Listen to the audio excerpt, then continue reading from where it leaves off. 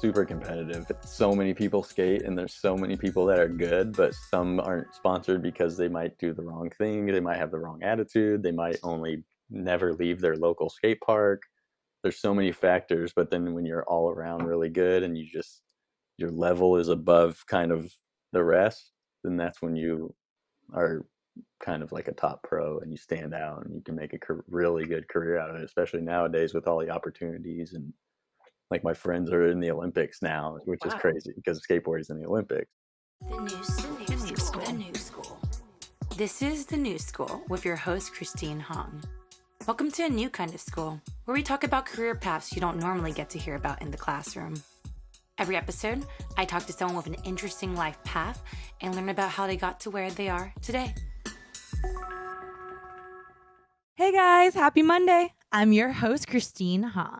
So when I was growing up, I remember stressing about how to make money after school, especially as graduation was approaching. I never ever considered if I just focused on a casual hobby I enjoyed growing up, that I would be able to find a way to make money off of it one day. But that is not the case for our guest today, Matt Miller, who grew up breathing, eating, sleeping, and skateboarding. His passion for it paid off as he started getting sponsors just by hanging out at the local skate shop, and he ended up writing for the skateboarding brand Expedition, who turned him pro in 2010, and then got DC Shoes as his official school sponsor. In this episode, I chat with Matt about how he created his first skateboarding trick, how he got his first sponsorships and went pro, and what it's like to have your own signature sneaker. Thank you for being on the show. Thank you for having me. How did you start your interest in skateboarding? Basically, just my friend and I, when we were kids, we found his stepdad's skateboard in his garage. It was like an old plastic one pretty much, and we just started riding it. And then his mom surprised us with skateboards, and that was it every single day, all day. And that's all I did. Fell in love. What did you like so much about it? Just that it could be on my own. I mean, I like sports and everything, but I wanted to learn at my own pace, and it just something about it was more artistic than just like a sport, you know, and everyone was different in its style, and there's just so much that goes into it that you don't really see from an outside perspective. So once you actually get into skating and see it, it's like it's a beautiful thing with artistic wise, you know. I like how you talk about the solo aspect and learning at your own pace. I can find myself kind of crippled sometimes with pressure from others, especially in the beginning, because sometimes it's like learning's kind of like this and then suddenly you peak. Like for my company right now, I'm trying not to get funding because I know as soon as I do, I'll get all this pressure to grow really, really quickly. And I can't handle it right now. Yeah. The best way to do it is grassroots and just, you know, every big business is started in a garage. Yeah. Are there any other sports you really liked, or was it just skateboarding for you? No, I liked watching football. I never wanted to play it, but my mom got me some golf lessons at this like premier place somehow, and they wanted to train me and take me on this tour and make me an amateur golfer and all this stuff. And they said I had a natural swing apparently, but I was just like, I just got a skateboard, I'm good.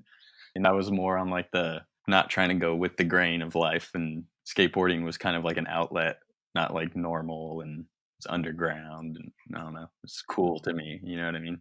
It's raw. Yeah. Where did you grow up again? I moved all over California, but lived in Southern California a lot of my life. I lived in San Francisco for a lot of my skate career. Now I'm in Los Angeles for the past little while. Cool. Wait, but you were born in Pennsylvania though. Actually, I was born in Northern California and then moved there for a second because my whole family's from there since like the 1800s. And then they moved like my mom and dad moved to California. So yeah, all over, kind of travel my whole life. So when did you first start thinking, I just want to do skateboarding my whole life?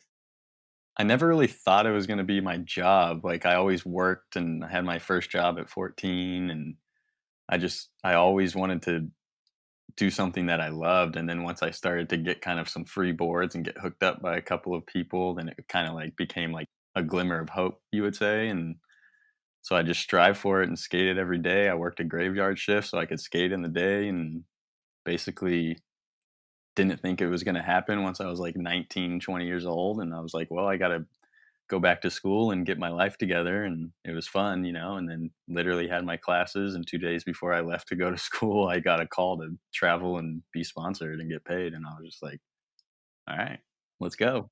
Wait, wow. You mentioned getting a free board. How did you get this first free board?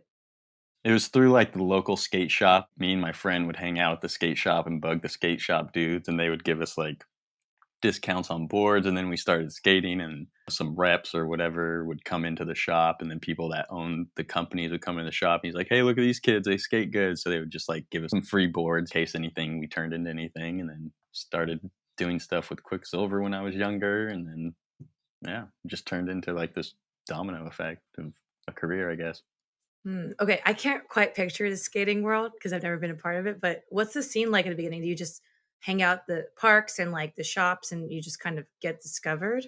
I mean, when I was growing up, it was a lot different. It was just you had to kind of be discovered by other professionals or at least people in the industry, and then you also had to be cool. You had to be accepted. You had to like be approved by everyone. So they throw you in the van basically and test you out to see if you can like connect with everyone in the van and don't set off a bad vibe. Wait, like an actual van? Yeah, like an actual tour van that travels the US, and then we fly like, travel the world and do tours all the time, and you're just nonstop traveling, so Okay, what happened in high school though? Was it mostly just like meeting professionals and getting free stuff and meeting some sponsors? yeah, like I said, just hanging around the skate shop, you'd see some pros come in here and there, and then kinda works like that. The skate shop owners know all the companies because they buy their products, and then when they come in, they're like, "Oh, yeah, we'll hook up these kids that you, like, sponsor," pretty much. The skate shop would sponsor us, and then as you grow and get better, people notice you, and you make sponsor videos. I guess that just feels so casual to me because for most sports, you have to try out to get into a school team. There's a recruiting season where college coaches come check you out, and you don't really meet like you're like, oh hey, like Shaq, like what's up? Like just walking into the shop. That goes back to what I liked about skating more than a regular, college sport or whatever is because there was no guideline. There wasn't like, "Oh, you have to do X, Y, and Z," like, "You have to run this amount of time, you have to do this." It was like, you do what you want, and you either are really good and stand out in the skateboard world, or you just are really good. Somehow it worked out, and I just kept skating and was with the right people, and they liked me, and just, it all worked out. Do you think anybody who just started skating and just practicing every day at all the parks would end up naturally meeting people and getting discovered, or is there a path? Yeah, skateboarding is like the biggest brotherhood, sisterhood of it all. Like if you have a skateboard, no matter who you are, you're instantly like family and the homie. And yeah, that's the best part about it is like biggest, worldwide gang, you would call it. You go anywhere and you see someone with a skateboard, they're going to take you in. Like you end up probably sleeping in their house if you're somewhere, who knows where. That's just the cool part about it. And yeah, it's just takes you everywhere. People are super kind. And like I said, there's no rules. You do what you want. That's so cool. How do you like learn your tricks, or how did you come up with your first original trick? Being on my board constantly, like all I did was literally eat, breathe, and sleep skateboarding. Like I went to school and did my work, and the second the bell rang, I was out skating until 2 in the morning, even when I was like 14, and just skating around the neighborhood and just never not on my board. Or if I wasn't, I was watching skate videos and studying it. And it was just true, just all I did. Didn't care about anything else. Okay, so I remember you said when you got your first free boards and sponsors, you kind of were like, "Ooh, maybe glimmer of hope," right? Hmm. So what did you do next? You moved to San Francisco at 17, right? Yeah, my best friend that I had mentioned before, him and his mom moved up there, and so I got free flights for my dad. He worked for the airlines back in the day, so I would just fly up there and ended up falling in love with San Francisco just as a skateboard city, as a city in itself. And at the time, you could skate anywhere. It was like a big skate park in the whole city, pretty much, and it was just candy land for a skater. And yeah, so I just was like, you know what? When I graduate high school, I'm moving up here, and that's what I did. I saved up money. Like I said, I worked and moved up there because there's a lot of industry and opportunities up there, and always kind of moved where the skateboard scene was. So if like you're in the middle of it, you can kind of have better opportunities to meet people. There's always people coming into that city, flying from all over. And it's originally how I got my main shoe sponsor is someone came into the Bay Area and saw me and skated, and then that's how that happened. First of all, why San Francisco? Is that just a really big skate city? I don't know. We're the biggest skate cities in the nation. There's pretty much New York and San Francisco for, big. What about LA? Well, LA is big, but it's not like metropolitan. So for skateboarding, like when there's big buildings and, huge downtowns and SF has hills and stuff like that, LA does too. But LA's great downtown, and all that back in the day. But it's more or less like the aesthetic of being downtown in a big city, and that's why you see a lot of kids in New York filming down the big streets, and just looks and everything about it is cool. There's tiers. There's like your city skateboarders, there's your skate park skateboarders where they just do contests, and then the half pipe ones like Tony Hawk and stuff. So Cool. So you moved to San Francisco with your savings, kind of just cross your fingers for a while, and the things just kind of work out, or were there any struggles on the way? oh, still struggles every day. Never as easy. No, I was late in the game for skateboarding. I was, like I said, already 19, 20 and not even sponsored. Wait, that's late in the game? Yeah, I mean, kids are, like, already getting noticed at age 15 now, I feel like, and some kids turn pro at 19 or 20, you know what I mean? That's, like, the average, I feel like, and I didn't turn pro till I was 25. Well, how long were you in SF until you were like, "Oh, I'm making enough money that I could just live off this. I don't need savings anymore." There's, like, you become amateur and then you become professional, and so when you're amateur, you basically get not really that much money. I got paid decently, luckily enough. When you turn pro, that's when you actually have your name on stuff, so you have real financial opportunities. Basically, I was still amateur and still working, and so I could make money and still skate, and then I was getting paid a little bit, but just not enough to live off of, and then once I finally started making enough money where I was like, "Wow, I now make more here," because I started making like, getting better sponsors and all that, so then that's when I was like, "Well, I can now do this full time because 'cause I'm in the process of about to go pro," so there's, like, a huge money jump, and Yeah, I yeah. feel. What's getting sponsors like? You said a couple came up to you, but do you have to proactively reach out to them at all?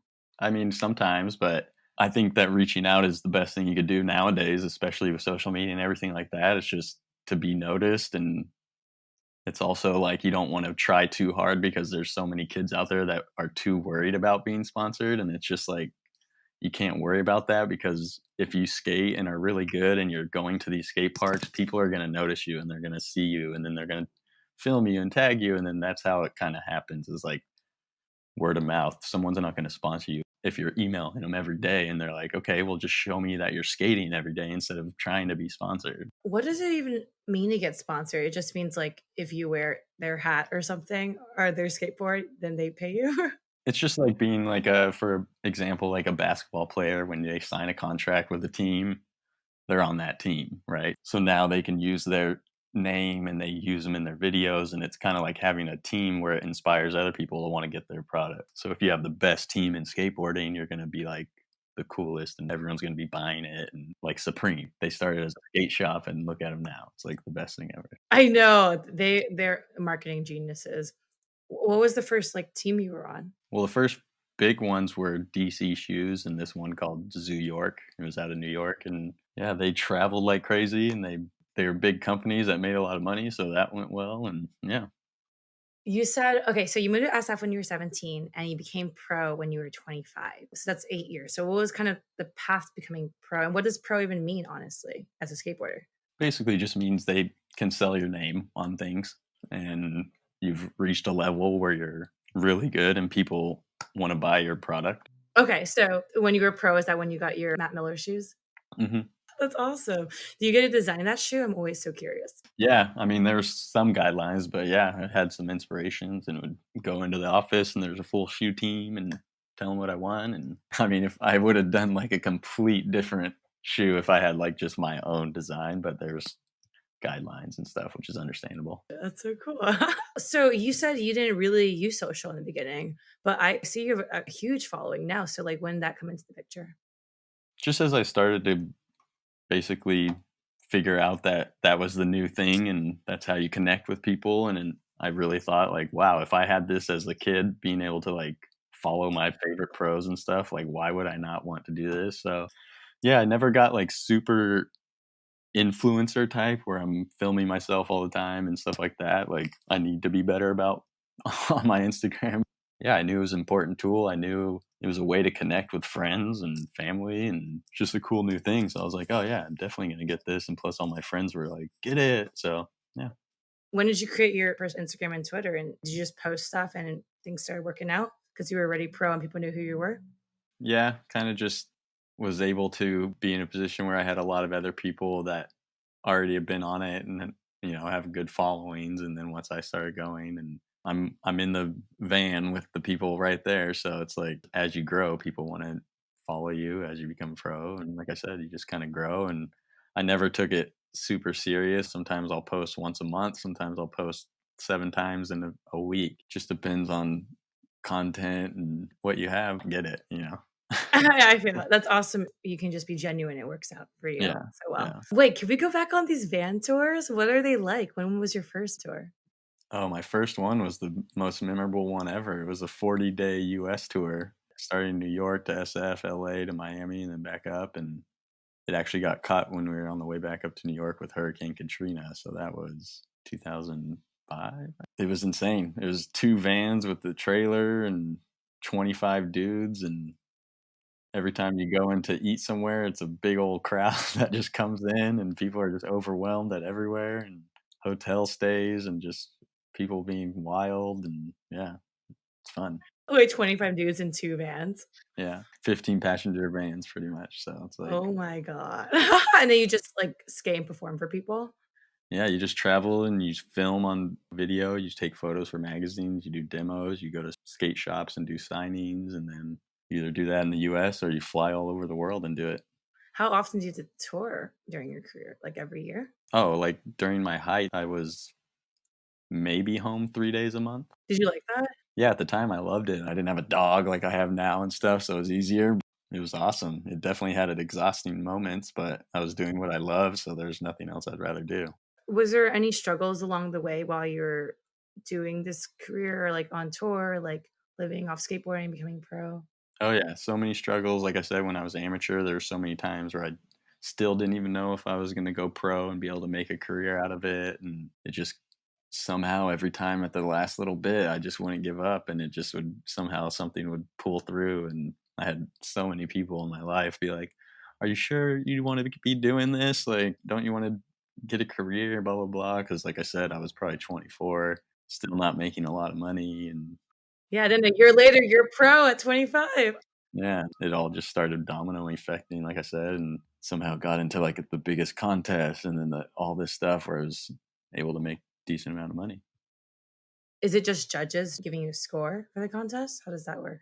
Yeah, contests were never really my thing. I kind of just they had a vote, and people put in their street video parts to like get in, and then all the pros and people voted, and I got voted in this contest. I never really did contests, but I was like, sure, I'll come. And like I said, it was huge and good opportunity, and to meet new people and make a decent buck while doing what I love. So I was like, all right, I'll go try. And I never really like did that well, but I had fun and I did good sometimes. So it was a Yeah, good time. anyone can skateboard and get money. Yeah. Yeah, but at the end of the day, I'm doing what I love to get paid for it. So, Are things pretty chill after you turn pro, or is there still, like, even more hustle you have to do? oh yeah, it didn't stop. I mean, that's when it kind of just like, all right, now we got to keep, really going. And you start having to film a lot more videos and be more interactive with companies as far as designing things and doing colors of this and shoes and skateboards and all that stuff. So definitely get a lot more busy. I feel like you start to learn the more business side of it. When you're amateur, you're just hungry and skating, and that's all you think about. Do you feel like it's very competitive, or is it more like performing your best personally? Yeah, it's super competitive. So many people skate, and there's so many people that are good, but some aren't sponsored because they might do the wrong thing. They might have the wrong attitude. They might never leave their local skate park. There's so many factors, but then when you're all around really good and your level is above kind of the rest, then that's when you are kind of like a top pro and you stand out and you can make a really good career out of it, especially nowadays with all the opportunities. And like my friends are in the Olympics now, which is crazy because skateboarding is in the Olympics. So What year was that happening? it was supposed to be this year, 2020, but it got postponed to next year. So Oh, this is the first year that you yeah. can. Wow, that's so And it's all awesome. through the same contest that I was in. So it was like so cool to see all my friends now that were younger and still I didn't make that generation age thing, but like they're all in it now and it's just so cool to see that. Wait, so do you mean like you're retired now when you were saying that? No, no. I mean, I still skate, but I'm not in that contest series. It was like invite only at first, and now it's like a full qualifying, like more modern day sports style where it's like you have to qualify and win and get into all these things. Well, I guess I'm wondering at like 25 when you turn pro, what's your day to day? Like you practice every day, but you're also on the van contest. Yeah, wake up every day and just see what your phone says as far as what crews are going out skating, and then basically you just meet up around 10 a.m. whatever time, and you're just out skating till around evening time, and then you go have dinner with everyone and either hang out after that and go skate more or just go home. There was nothing else, like, you didn't have to be like, "Oh, time to do social media now," or "Time to talk to my agent."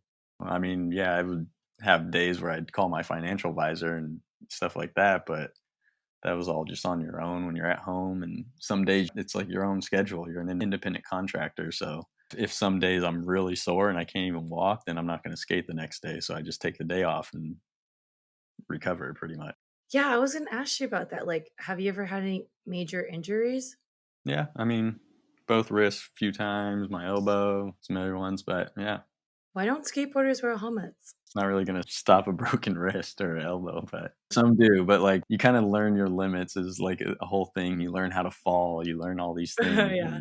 And if you're just starting out, yes, I highly recommend you wear a helmet because I just saw a video today of someone that's been skating, looks like for a year, and they still just could have got out of it, but they didn't know how to fall. So they hit their head, and you got to learn all of that. Random question, what's your favorite trick you've ever done? I mean, switchback nose blunt. That's my favorite trick. What is that? What's like, or I don't know. Show me now. No. I don't know. You'll have to look up a backside nose blunt.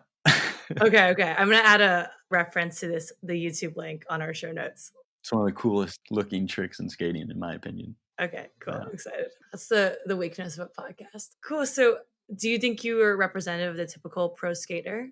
No, not at all. I would get categorized as like pro skater. You think kind of like a jerk, whatever, that I would get pretty much stigmatized into some things. And I was the complete opposite where, I grew up in a big family where they have good morals and all this stuff. And like I would be nice and help an old lady across the street or whatever it is, just good deeds and do good things. But there's been so many instances where I have my skateboard and people think I'm like about to rob them or Oh, really? like, yeah, it's just way too much. And I'm just like, hey, it's okay. Like, I'm actually a human and really nice. Actually, if you just approached me and asked me to leave, like, I wouldn't want to disrespect you. I'll leave, like, the whole thing. And they just are like, the heck? So I actually came up with an idea that started working where I was just like, oh, we're actually filming for the Olympics and we're getting people's reaction on how they hate us on skateboarding. They just completely change. And they're like, oh, no, you guys can go. Like, Yes, you say Olympics. Too bad there's not like official jerseys, I guess. well, kind of they Like, have like a uniform thing, I think, but it's like more of a tracksuit. cool. So what kind of projects are you working on these days? You mentioned a few already. Yeah, just trying to grow Miller Healer CBD, millerhealer.com. But yeah, just trying to grow that because it's a great product and everyone that uses it swears by it and it just is super effective. So I just love that part about it, just trying to grow it and grow it. And there's a lot of competition out there now. And Yeah, what was your goal you wanted when you started that I company? just wanted to start something that helped people. And I've always, like I said, wanted to just help people. And I just saw the way it would just relieve, like my mom, for example, she has crazy arthritis in her wrist and she would cry at night sometimes. And like, then once I formulated our product and we did R&D forever and got it right, I gave it to her and she was just like in tears because it took the pain away. So that is why I'm like, all right, that's what it's about. So that's why I started it. Did it help your pain when you were a skater too? Yeah, once I started using it, but unfortunately I was already like 30 years old or 35, like, but yeah, now I use it still and it helps me. How did you deal with the pain before? You would just take a Tylenol No, or I something? didn't like pills. I didn't like anything not organic. I would just eat good and take ice baths and fill my tub up with ice and jump in it for a while. And that really did what it could. What's your favorite and least favorite thing about being a pro skateboarder? Favorite thing is you're doing what you love.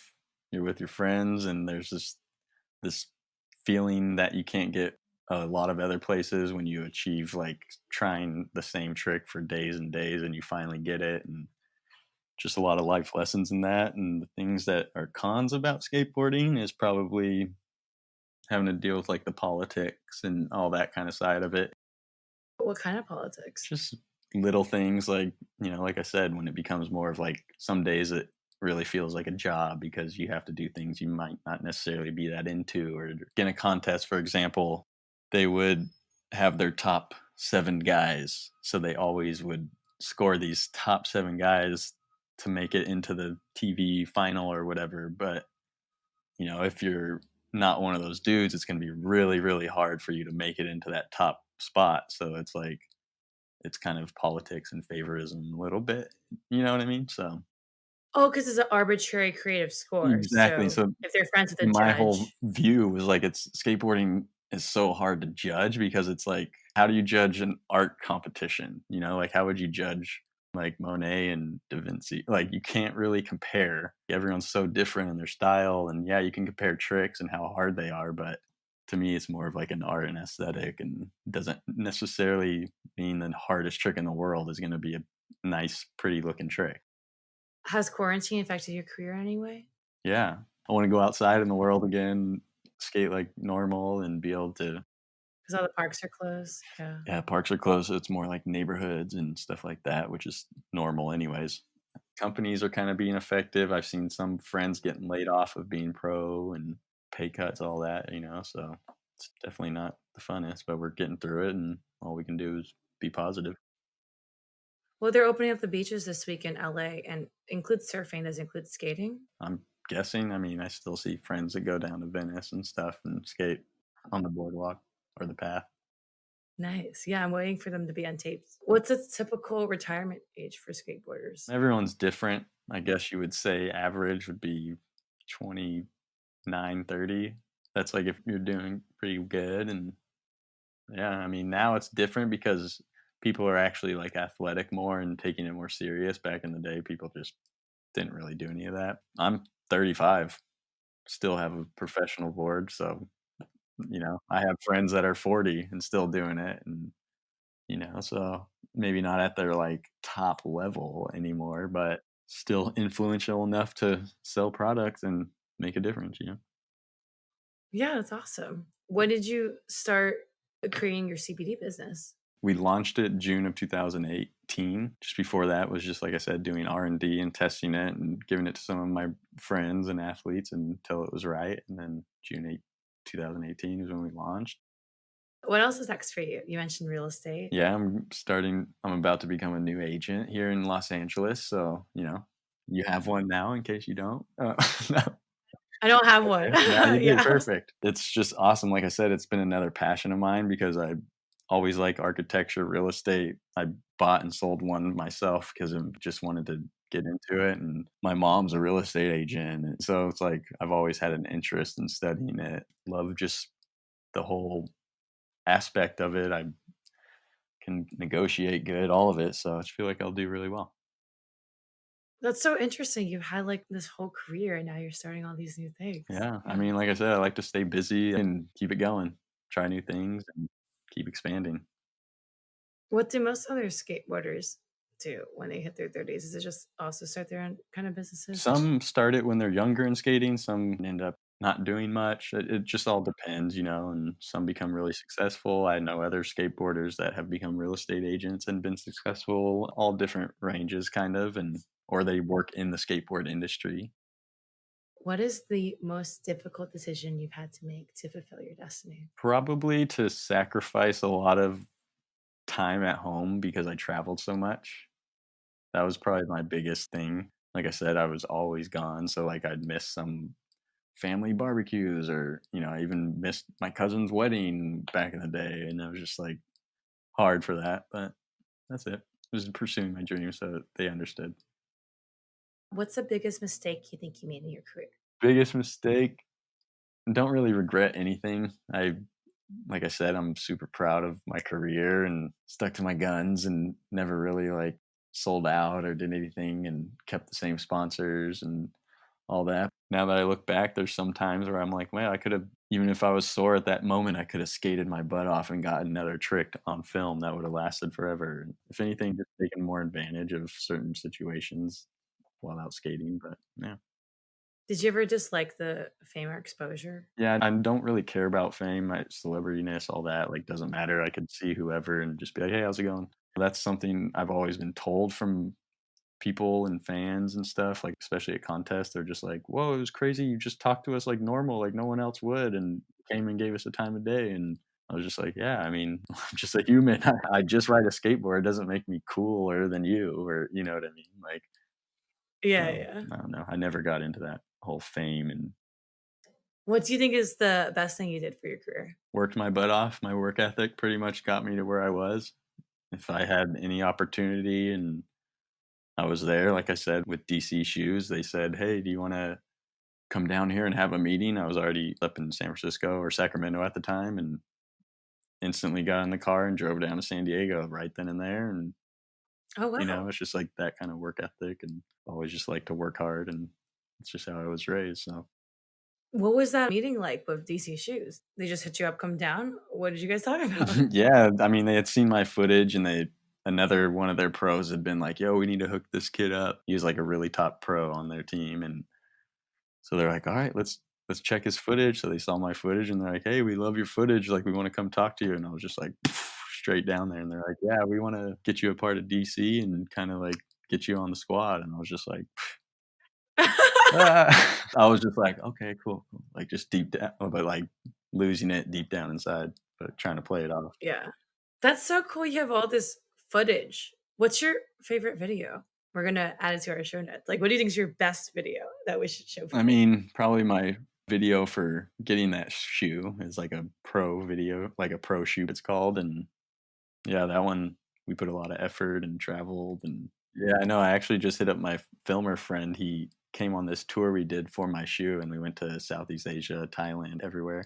He did like a little docu style kind of 3-part series video, and I was like, "Hey, you still got that?" And like I just posted on my Instagram recently, so it's like something to keep for down the line, you know what I mean? It's like kind of like shows how a trip is and what goes on, and it's kind of cool. Right. So for all the other kids, 20-year-olds, maybe 30-year-olds out there, what advice would you give to them looking to live off skateboarding? You can live off skateboarding forever. You don't have to necessarily be a professional skateboarder, but if you want to be, like, put your head down and just skate. Don't worry about anything else. Just skate, skate, skate. That's all you need to do is progress and learn and just keep pushing yourself, learn how to fall, just keep going. That's all I got to say is just work your butt off and you're going to get better. Anything you do with that amount of passion and time and, be patient, be super patient and just keep your head down. So this is the end of our interview. So we usually give guests like 60 seconds to pitch anything they want. Is there anything you want to pitch? Just like I said, if you're interested in healing those painful areas, just check out millerhealer.com. It's CBD, really, really good CBD. It's non-psychoactive, so there's no THC or anything like that. Legal everywhere. We can ship everywhere. And like I said, just maybe my Instagram, Matt Miller Skate. If you ever want to check it out, I might be changing it to real estate stuff eventually. If you're ever into real estate, you could probably check out. I mean, I don't have my website yet, but it's probably going to be mattmillerrealestate.com. And How many Matt Miller states will you have by age 40 is the question. hopefully as many as I can. But, I just want to keep going and keep hustling and work my butt off and, yeah, help people. So thanks for having such like a amazing, chill, genuine attitude. Ah, It was you too. awesome. Thank you. Hey guys, hope you enjoyed our interview with Matt Miller. I loved how genuine he was and his chill manner with his career. He just kept sticking with what he loved and was able to make a career out of it. You can find links to anything mentioned in the episode in our show notes at thenewschoolpodcast.com/episodes. Stick around to the end to hear a sneak peek of next week's episode. To stay up to date on content, make sure to follow us on Instagram at The New School Podcast and on Twitter at The New School Pod. Be sure to subscribe wherever you get your podcast. If you rate and review us on Apple Podcasts, you could find your review on a future The New School episode. Do you feel like you or someone else would be an amazing guest on our show? If yes, please contact us on our website, thenewschoolpodcast.com/contact. Want your ultimate guide on how to turn your passions into a meaningful career? Subscribe to our weekly newsletter at thenewschoolpodcast.com. The New School with Christine Hong is produced by Jenny Snyder and Shristi Biani. Editing by Sydney Salk, John Simpson, and Joseph Cho. Video editing by Josh Stanley. Special thanks to our marketing team who help us spread our mission and put the New School name out there. Katie Osaki, Emma Borgerding, Giovanni Cortez, Cynthia Shao, Dina Che, and Marissa Wolfsheimer. Next week is our last episode for season 2. On the show, we're going to have Julia Oboto, who has her own hypnotherapy business. To summarize what hypnosis is imagine what someone said to you when you were a little kid. Like there's something that someone said to you that was when you were a little kid that has always stuck with you, even into adulthood. There's a belief that you have about something. If it's about road trips, it's about planes. If it's about cooking for yourself, it's about money. This belief was installed when you were a little kid. Now, with a hypnotherapist, imagine they go back in time to you as a little kid, and for a year straight, they tell you that you're amazing, you're smart, you can do anything that you want to do. For a whole year, at the age of 7, someone told you that every day. Imagine how different your life would be. Come back next Monday to find out from Juliet what being hypnotized for the first time was like, why that experience caused her to give up her 6-figure sales business to become a full-time hypnotherapist, and what her day-to-day is like now. All right, guys, have a great day.